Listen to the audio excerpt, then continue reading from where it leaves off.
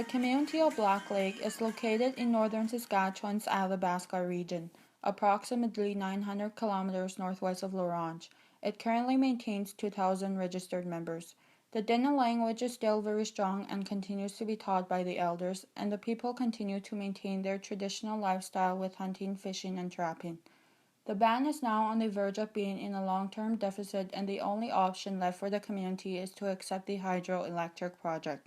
Black Lake community members have voted in favor of proceeding with the $630 million hydroelectric project, a joint venture with SaskPower.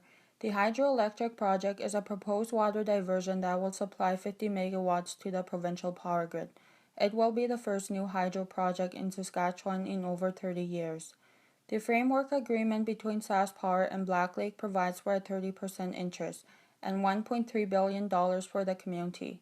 That will provide a cash flow stream to the band for the next 90 years. My name is April Robillard, and I am a member of Black Lake First Nation. I completed my grade 12 and resided to La Ronge to further my education. With the love of learning I had at Northlands College throughout the years, I earned my 4-year degree in business administration. My goal was to go back to my community and work for my people, as I know my language very well and I know the hardships of being a northerner, where it is isolated and the living costs are very high. On May 2016, I have gone to the interview with the Black Lake Band officials and the SaskPower beneficiaries, and I was hired as a Director of Administration. My duty includes the management of business operations and decision making, and to cover the efficient organization of the people and the resources, to direct activities toward our common goals. The first thing I did was I launched a vision to involve all the band members in a long-term development plan. Our goal is to become total economic self-sufficient by 2030. Since the money will be coming in annually from the hydroelectric project, I introduced strict financial controls and accountability measures. From there on, I covered the important prospects for the community. With the band leaders, I created a business model which includes economic development, social change, cultural values, and new technological advancements. In the first year, we hired a team of business professionals to act as advisors and to demonstrate the use of new technologies to the employees. After a few months, the band began expanding with partnerships and investments.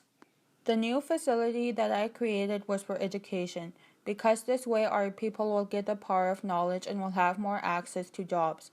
From there on, I took in the strategy called capacity building, which will create new ventures and partnerships, and the community will benefit from the profit made by the band-owned businesses. We already own a Northlands college building, so we decided to offer university programs, training, and job opportunities with the partnership of Northlands College. In the end of the first year, the band opened a gas station and a convenience store, where the prices of necessities were affordable.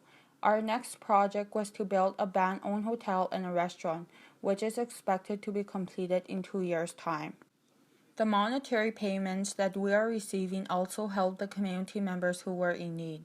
For housing, the average was 10 people per house. To solve this, we set aside the money for houses to be built every year. Due to more population, the facilities were rebuilt, the church, school, and band office, which have been in place for more than 3 decades. The youth will be the upholders of the community in the future, and their needs are considerable. With the incoming payments, we built an arcade where there will be games available, a youth traveling club, which will take place annually. There is a world out there that everyone should see. A new arena and other sporting fields were also constructed at the end of the 3rd year. The business model we had built had dramatically increased accountability and transparency, and allowed us to evaluate ourselves as a standalone entity. By 2020, our band became prosperous and self-sufficient. The employment rate has increased, and in the last 4 years, the band had $20 million in revenue and $2 million in net profits. Not very long ago, the reserve was plagued with the same problems of poverty, crime, and family violence. 1 in 3 members were employed, and the rest of the labor pool were lacking in basic education, job skills, and work experience. This shows that impossible can be turned into possible, and everyone can have the dreams they wished for.